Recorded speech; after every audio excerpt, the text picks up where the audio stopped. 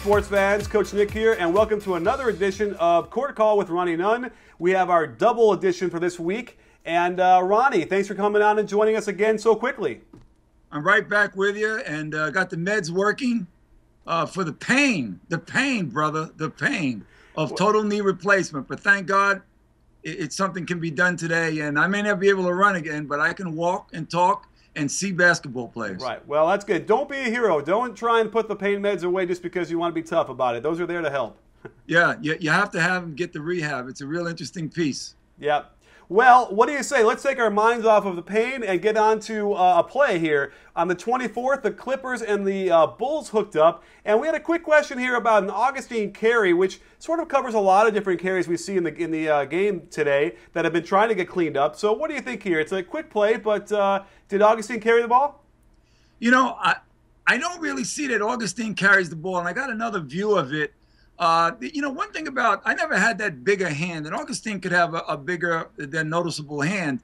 One of the keys on dribbling, on making crossovers when you play the game, is to allow that ball to have a spin within the hand. And if you actually grab a ball and it looks like it's been held, a la Julius Erving, who can do it, and then dribble again, or many of the guys today, LeBron or Kobe. But in Augustin's case, I thought the ball had a spin to it, and a hesitation on that spin, and then he continued. So I really didn't think it was. Somebody may have a better angle on that, and again, I will defer to if they see that, then they can call it there. Yes, we're looking for palming, and this was on a drive where he may look to pass to the corner, but when that hesitation look occurred, I think there was some movement in the ball. I agree. I think it was a real kind of a ho-hum sort of play, and you know, not quite above the threshold, which we'd want to call it, because it does happen quite often. But an interesting point you're making as far as the spinning the ball, and is the idea that if it stops spinning, that kind of means that you've now grasped it and perhaps are palming it? Yeah, I would think so. And I never could do that, but I do recognize the ball spinning at times, and we have to remember that the hand really has to break the 180 mark to look like a carry or a palm. And a lot of players today can get that ball and spin it right alongside without making that break. So, I mean, even Magic and all the guys that, have big hands, became big guards at 6'8", 6'9", that little spin that's there, as long as there's not a stoppage of where that ball is not, being moved anymore, where you see that somebody clasped that ball and now you can't return to a dribble. I kind of like the play. I think we're splitting hairs on it. So I like the eagle eyes of our fan on that one. But on this one too, I put him in a referee position. You want something a little bit more solid. Well, let's move on to some collision here, because we have it Minnesota and Golden State. Iguodala had a charge in the opening court toward the end of the game, and this was controversial to say the least. So Ronnie, what are you seeing here, and was this a right call? Well, you know, this is a play that that you do have running involved. Remember, you know, this is a fast break. Your slot official who's on the top of our screen is running with that play. And remember, on one-on-one plays with the ball, one-on-one plays off the ball, you've got to see where the defender is. So the rule number one is find the defender. And then when you find him, find out if he's legal or not when the collision occurs. So yes, he's moving. We prefer you not to move, but if you're moving, go to rule number one. Go look for the defensive player. And if you're in position, look for the defensive player. And if you really do that in this motion of play, you will find, whether you're running or not, you will see Rubio go to his right to get this contact. And when the contact occurs, it occurs too quickly to where the offensive player really has no stoppage in the opportunity to stop. It's too tight a play. And then what Rubio does to make you think he's got it is he actually lures by going backwards on the contact and makes you think he was always straight up when he really wasn't. Okay, so is there an issue with the fact where it happens? Normally that kind of play is in the lane. This is way out above, closer to the three-point line. So does that have any bearing on the rule? No, the rule is the same unless we're down in a restricted area. This is a full court deal, one-on-one, mano-a-mano, and it's really a blocking call. And it's kind of unfortunate that he didn't get it, but I think on any other play of the week, he would have got it that way. I just think he's really got to look at the uniqueness of players' ability to lure offensive fouls or defensive fouls at times when they're undeserving. But in this case, there's no question that it is a blocking foul. Not an easy play, but again, go to rule number 1. Fasten your eyes on the defender on every play that involves one-on-one actions. Well, let's move on to our next clip then, because it deals with the Timberwolves, and this time against the Trailblazers. And LaMarcus Aldridge, Ricky Rubio gets another charge call on this play. What do you think this is? Is this a good call or not? Yeah, I think it's a good call. Again, another close call. I like to see some fans put some whistles on sometimes and take a look at it without being, subjective to your team. And just think about the third team, which is the officials, on making a decision on this. Aldridge, who's a very smart player, and I want to encourage Biggs to realize that if you're going to make a move against a little guy, remember he's quicker than you.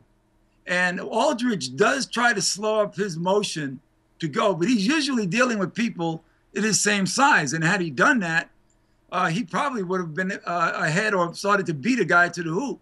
But he's dealing with a smaller guy, obviously a defensive known guy in Rubio. Rubio beats him to the spot, and the commitment by Aldridge can't stop the contact.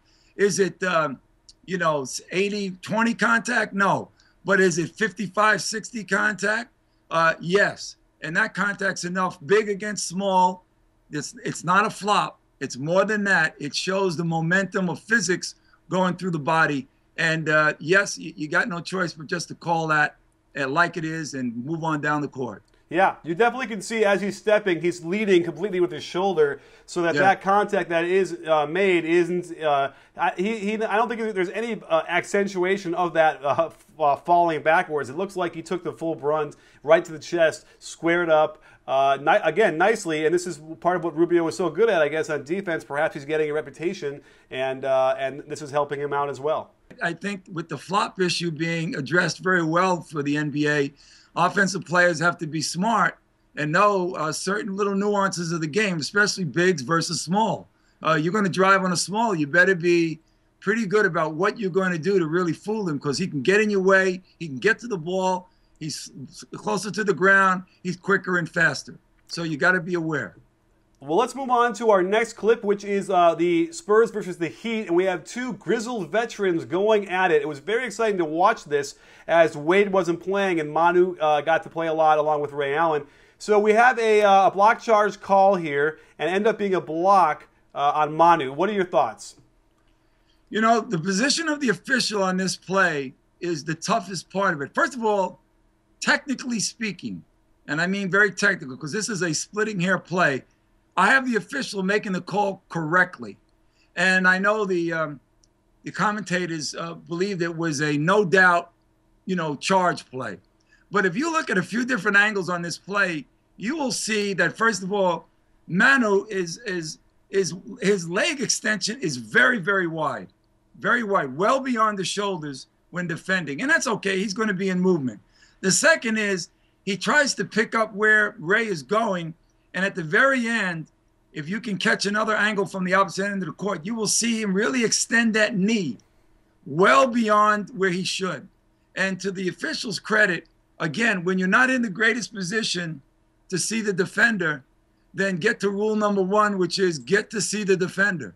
And I think he picks it up because it's on that side of the court and he sees Manu's right knee. So for those that have opportunities to have other angles, I refer to those angles for them to take that one good look to see why that call was a block. An exceptional call, but I know people can believe it was also an offensive foul, and I think if it was called, it would have been believable. It would have been believable. Okay, dude, I would have thought it was. I think this is a great call because we can see Manu drifting to his right. He falls at an angle sort of parallel with Ray Allen. To me, I feel like if it was a real charge, then Allen would have fallen on top of him in theory. I don't know if that affects the way the referees view that call, but certainly, if Ray Allen's going in one direction and Manu falls sort of parallel away from him, that clearly means to me that it wasn't a charge.